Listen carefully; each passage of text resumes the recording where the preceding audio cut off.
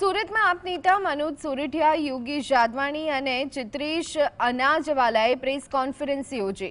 સોરઠિયાએ જણાવ્યું કે આ ચૂંટણીમાં સાબિત થયું છે કે ગુજરાતની જનતાએ આપને મજબૂત વિકલ્પ તરીકે સ્વીકારી છે અને આવતીકાલે મોટી સંખ્યામાં ઉમેદવારો વિજેતા બનશે। તેમણે ભાજપ પર પ્રહાર કરતા કહ્યું, આ લડાઈ માત્ર ભાજપ સામે નહીં પણ સરકારી તંત્ર અને અસામાજિક તત્વ સામે હતી।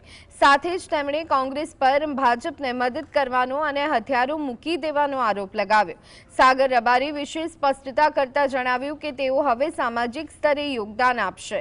સોરઠિયાએ ઉમેર્યું કે 2027માં પરિવર્તનની આશા આવતીકાલે જીવંત થશે।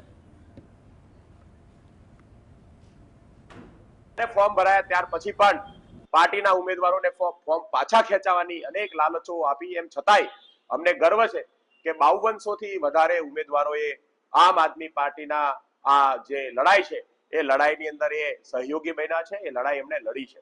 આનો મતલબ એ છે કે આમ આદમી પાર્ટીએ સમગ્ર ગુજરાતમાં નિષ્ઠાવાન યોદ્ધાઓ ઉભા કર્યા છે, જે વ્યવસ્થાની સામે, સરકારની સામે, ભાજપની આ તમામ હલકાઈની સામે લડે છે।